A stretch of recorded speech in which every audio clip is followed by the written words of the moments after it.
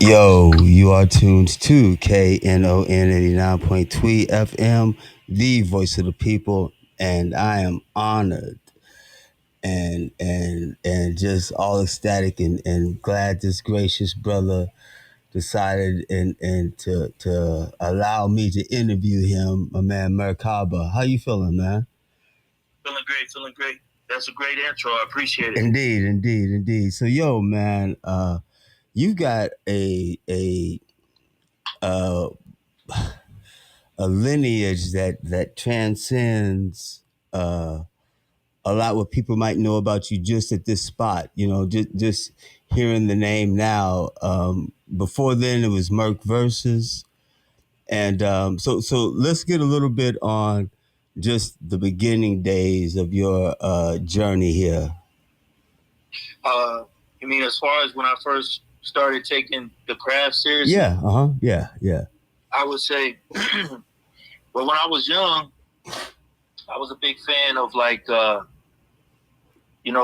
I would say Run DMC was a great artist that caught my attention, and really Kool Moe Dee and stuff like that. My most vivid memories of hip hop came in the form of not necessarily records, even though I did have a piece of vinyl my father bought me way back in the day. But my most vivid memories are from the on TV raps and BET. That used to be what really plugged me in. Yeah. And I had a cousin that was in Chicago. I couldn't get the video music box, Right. but I had people that where I was located. I couldn't get it, but other people told me about it. But my main introduction to the excitement of hip hop and the inspiration of hip hop was through the visuals in that era. And I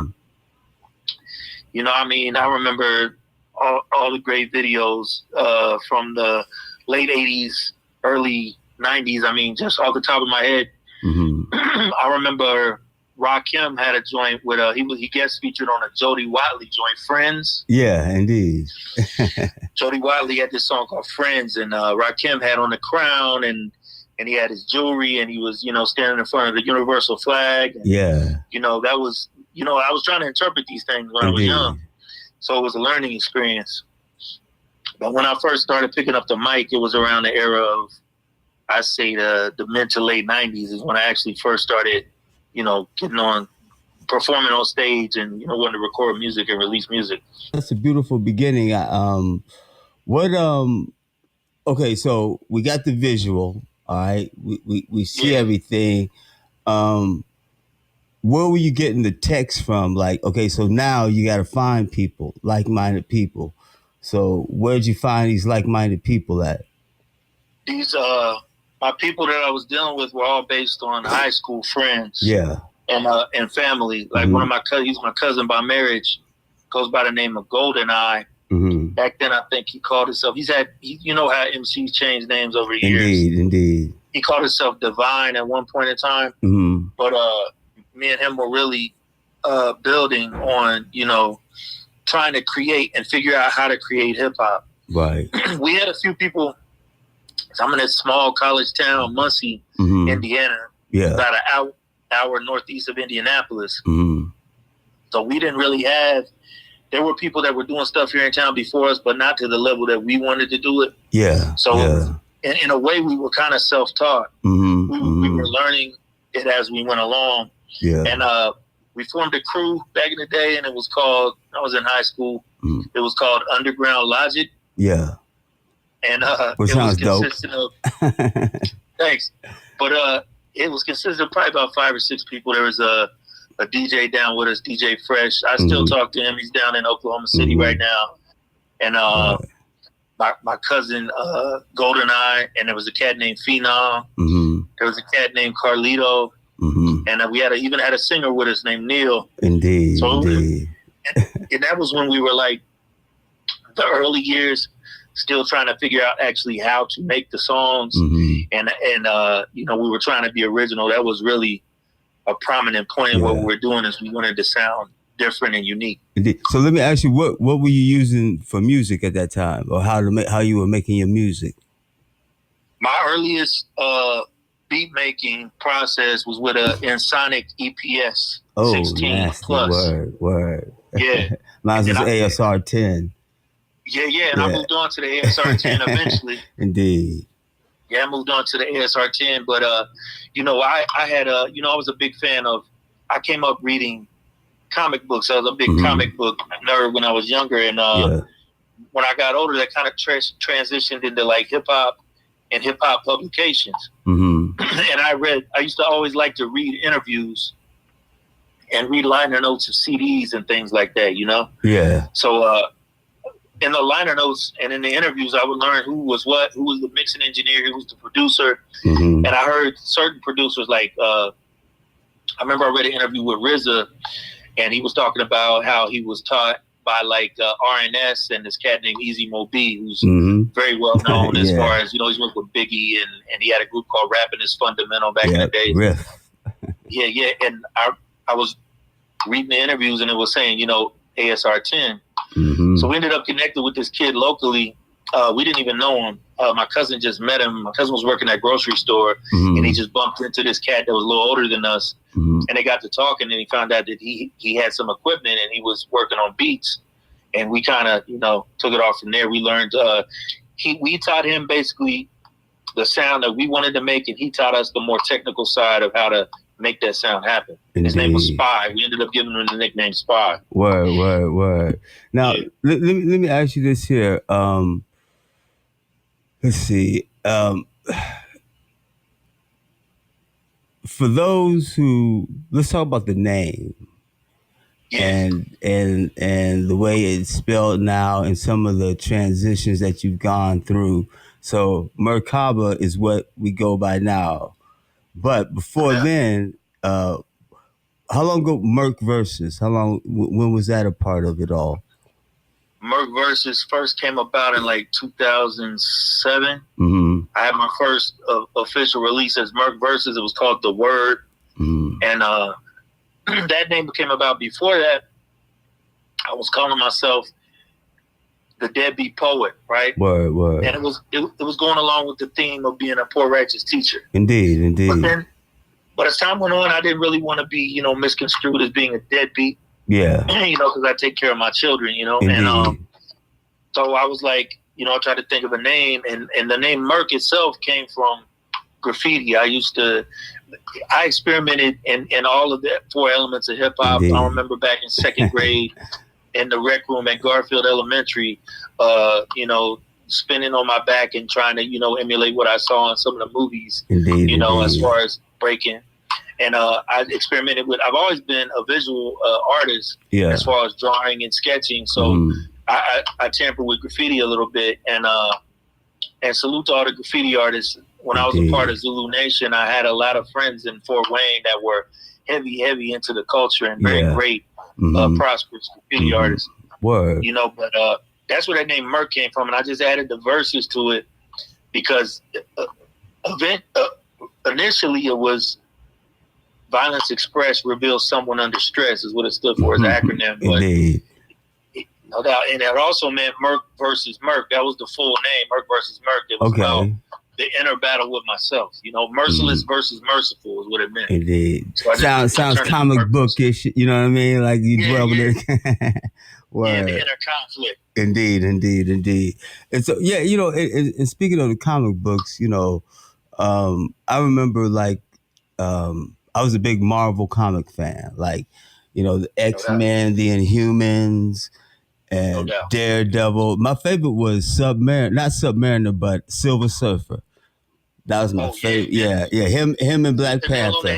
Yeah, him and Black Panther were my favorite ones, man. But yeah, what ones did you like? You hit the nail on the head with Silver Surfer. One of my other favorites was in DC, Swamp Thing. It was like back in the day, it was like almost like a horror comic book. Yeah. I remember the movie. The imagery was crazy. Yeah. So Swamp, that's interesting that you would pick Swamp Thing. I think out of DC, it was like Aquaman or something like that. You know what I mean? Yeah. But yeah. So fast forward, let's just talk about like the now. So the track that you have out now is one that you've done with Sadat X, or is that the latest one? Yeah, the newest track that I have out is called Chief Cornerstone. Yeah. That's coming. That's from a forthcoming release called Righteous Gemstones Part 2. That's going to drop. It's an EP. It's going to drop in, like, I say, late October, early November, maybe. Okay. Now let me go ahead and say this here, because we've had a few conversations, and I mean we've learned a lot about each other and so on and so forth. But I gotta tell you this while we're on the air. I have not heard one track that I didn't think was dope that you did. Not one. Not I greatly one. Appreciate that.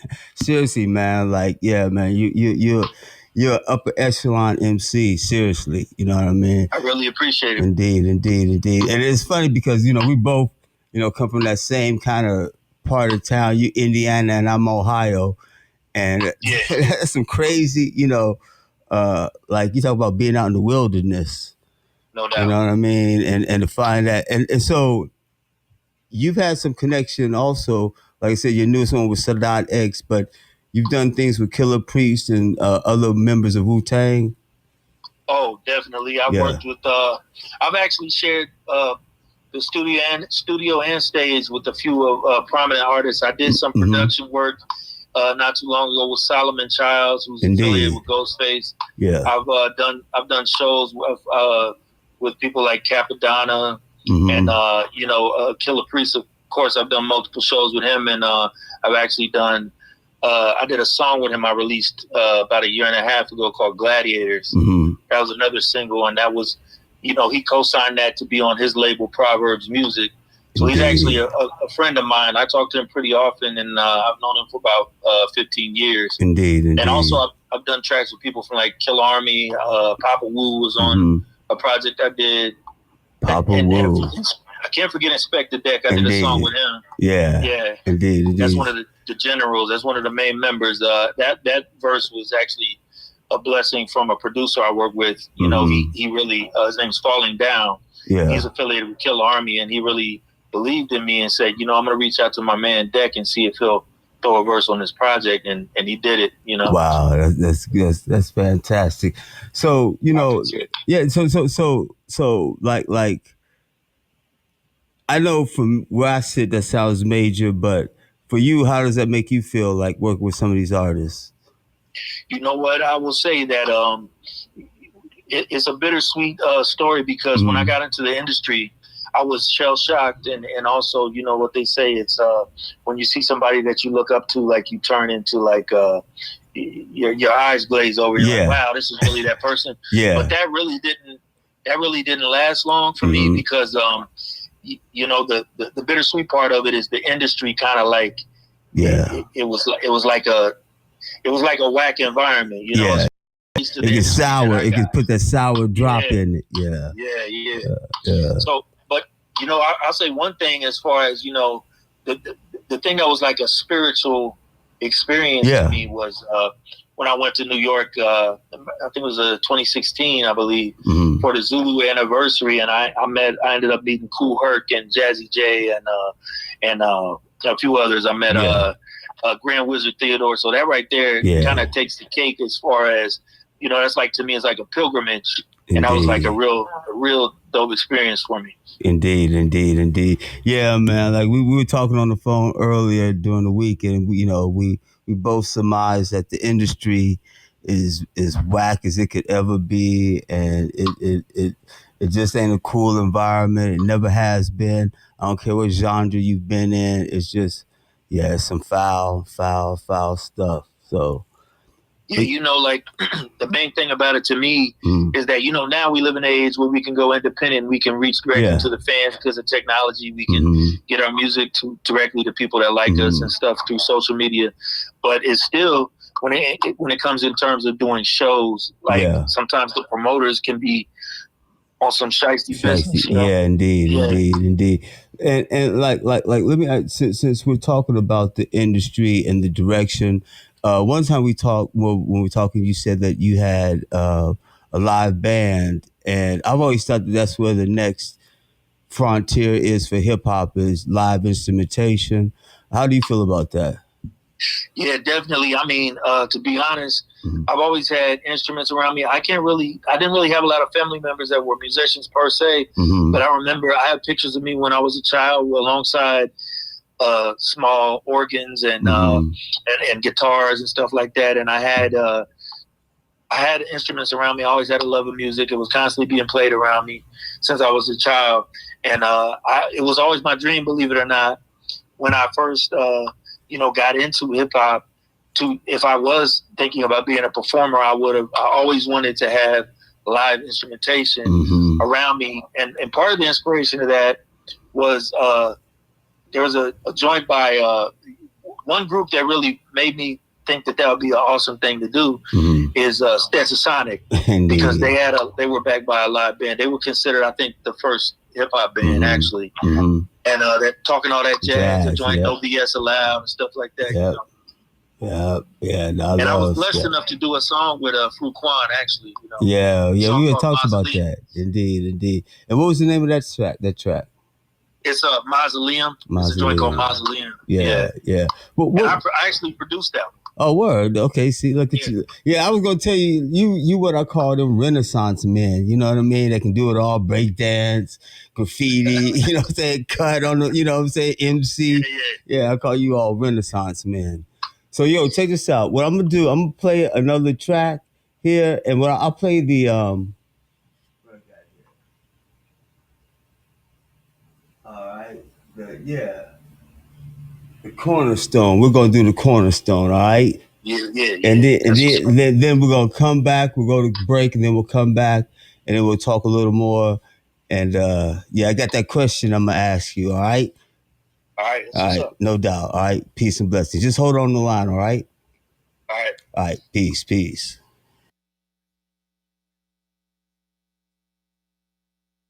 Rappers are stressing me, trappers are pressuring me. The pressure make me wanna grab a blick and go.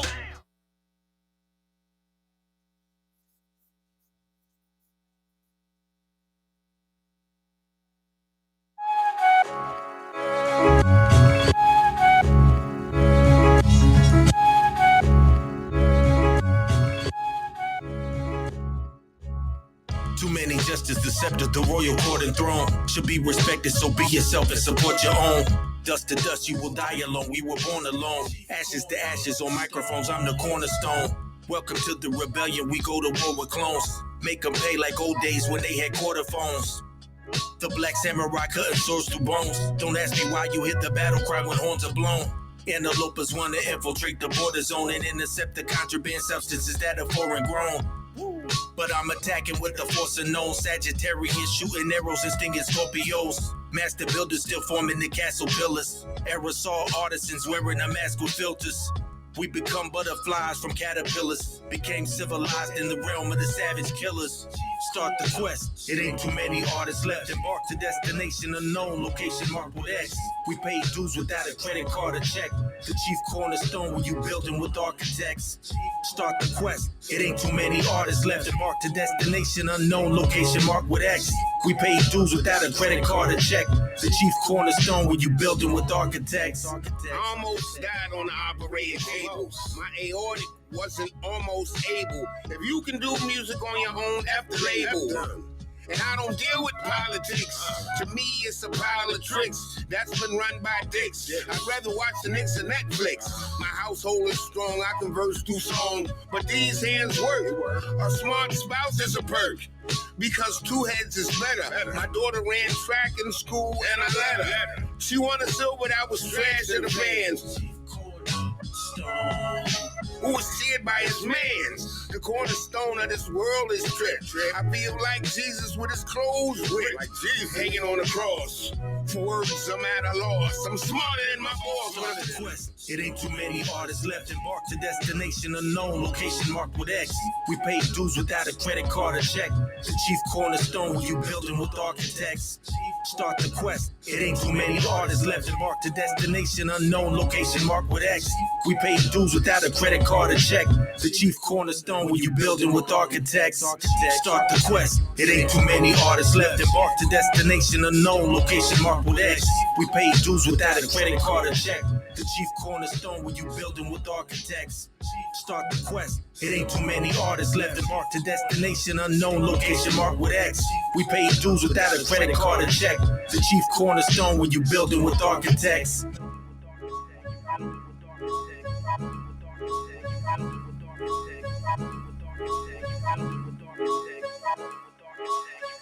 You're listening to KNON 89.3 FM in Dallas and Fort Worth, the voice of the people.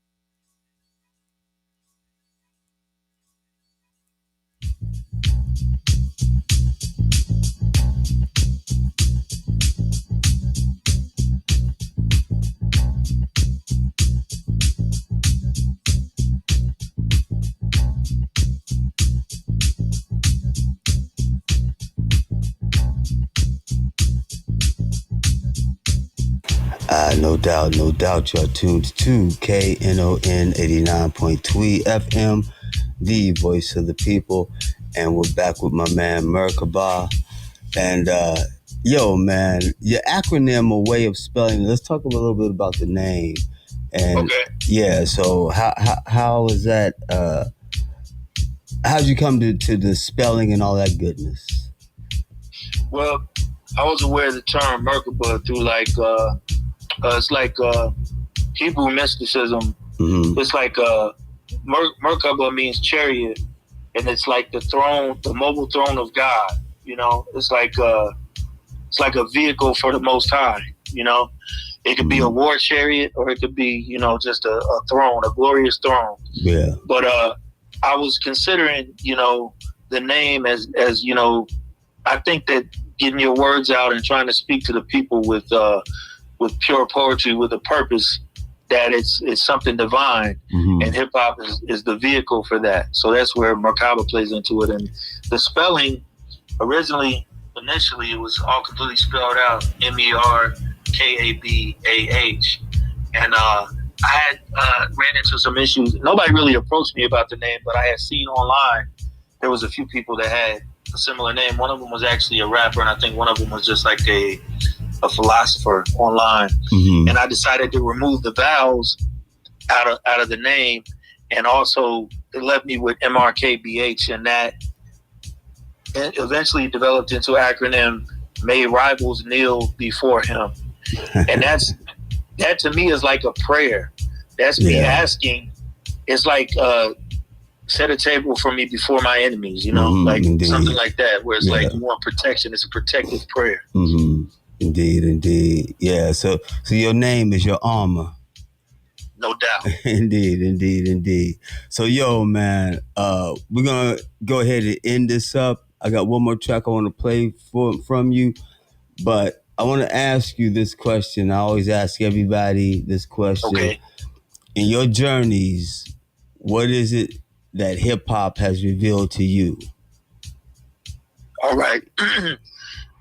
That's a very great question, and I can answer it simplistically on one aspect and complex on the other side. The first simple answer I have is hip hop culture, the elemental, foundational, traditional culture of hip hop. 4 elements: graffiti, MCing, b-boying, you know, DJing.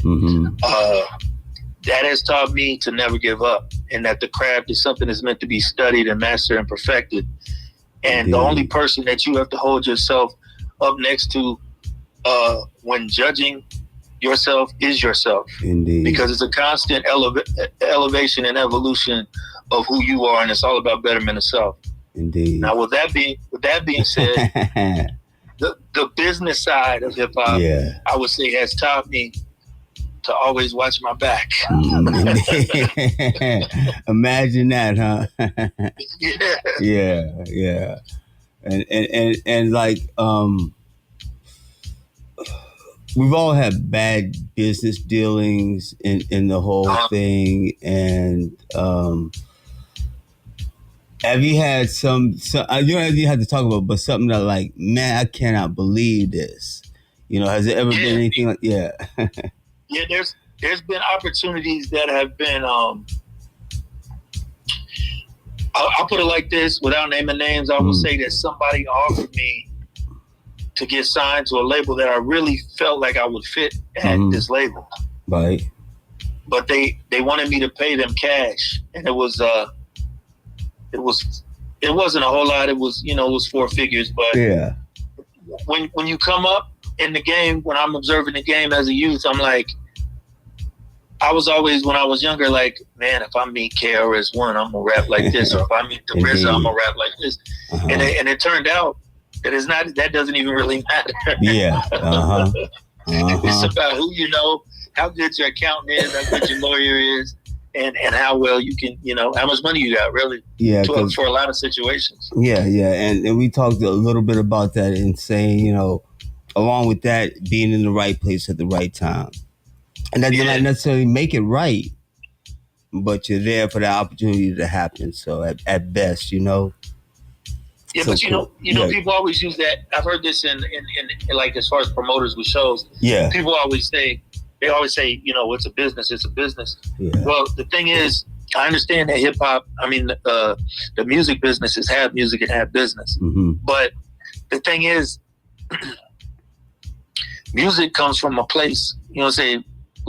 Right brain, left brain. Music comes from a place that is emotional, spiritual, creative. Mm-hmm. And business is cold and heartless, and there are no morals in business. Indeed. The bottom line is the bottom line. Yeah. So how can you ask a person that comes from a place of love, loving a craft, and ask them to completely go against any moral compass they may have to participate in a situation just to get paid? A lot of people are quick to sign on the dotted line for that, but I just wasn't one of them. Yeah. Man, you just gave out some jewels for those who don't understand from a moralistic standpoint. You know what I mean? Like morals and values have been lost in this whole thing, and standing up for what is right. You know what I mean? So I appreciate you putting that out there for everybody to nibble on. And one last thing. Yeah. Is 9 times out of 10 is someone that doesn't even participate or care about the culture that's telling you what you got to do in order to sell. Indeed. So they're telling you what sells to your own culture, instead of you saying, no, I'm going to make this from the heart and my culture is going to understand it because I'm in the culture. Yep, that's right. That's right. Absolutely. Man, thank you so much. Thank you so much for calling down and blessing us here in Dallas.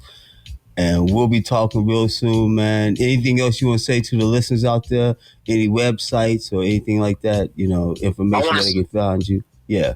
First of all, I want to say much respect to you, and I appreciate the opportunity to appear on your platform and giving me a voice to people in your area. Indeed. For one, and for two, you can check me out at www.MRKBH, that's MRKBH.world.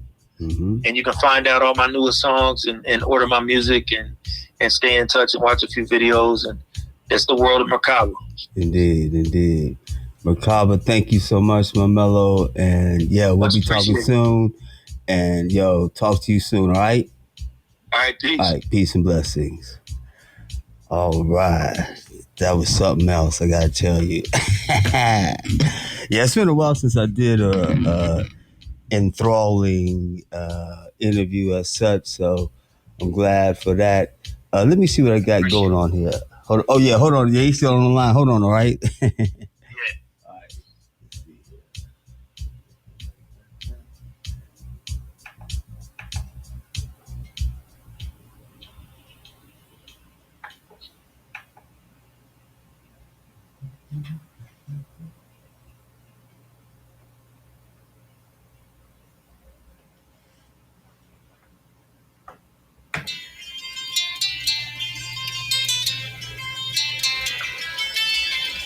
Of the righteous are just. The counsels of the wicked are deceitful. The words of the wicked lie in wait for blood, but the mouth of the upright delivers them. The wicked are overthrown and are no more, but the house of the righteous will stand. Too many haters with angry faces and evil tongues that speak down on you in places that we are from. A heartbeat away from just and ammunition in the kingdom come. Unwise wanna be tough guys with strong opinions. Despicable speeches, nonsensical like dominions. A mob of misfits multiplied by the millions. It's idiocracy and this planet is their dominion. Too much division, no matter your whereabouts. Beware the cloud demons, you might have to air them out. This ain't a blockbuster movie by Paramount. It's real life, you gotta defend what you care about. You fall for everything if you don't stand for nothing. So damn the bluffing when they approach with a hammer tucked in. The waistline, the waste time to respond accordingly. Feudal age samurai and I brought a sword with me. I gotta go to jail. I'm saving up money for bail. If everything goes off the rails, I don't wanna be set up to fail. That's why I stay ready, so I don't have to get ready. That's why I stay ready, so I don't have to get ready. They love breaking the law, breaking to the safe in your wall. After breaking into residences, taking it all. Some leave the street bloody like a steak when it's raw. Victims need police assistance, so they're making the call. Violent crime statistics see a massive spike. Shanda beds and ugly can send you to the afterlife. Don't get carjacked at night while sitting at a traffic light. They live the savage life and do this mission for bragging rights. Headstrong, but their mind is the weakest. Up around and find out, taking your kindness for weakness. They glamorize illegal life, mentally fantasize. Taking over the world, ego was planet size. But you can execute objectives when your hands are tied. And you can never elevate without a plan to rise. So pay attention, keep your head on the swivel. And when you see a target, hit it dead in the middle. In case I gotta go to jail, I'm saving up money for bail. If everything goes off the rails, I don't wanna be set up to fail. That's why I stay ready, so I don't have to get ready. That's why I stay ready, so I don't have to get ready. So I don't have to ready. So I don't have to ready. So I don't have to ready. So I don't have to ready. So I don't have to ready. So I don't have to ready. So I don't have to ready. So I don't have to ready. So I don't have to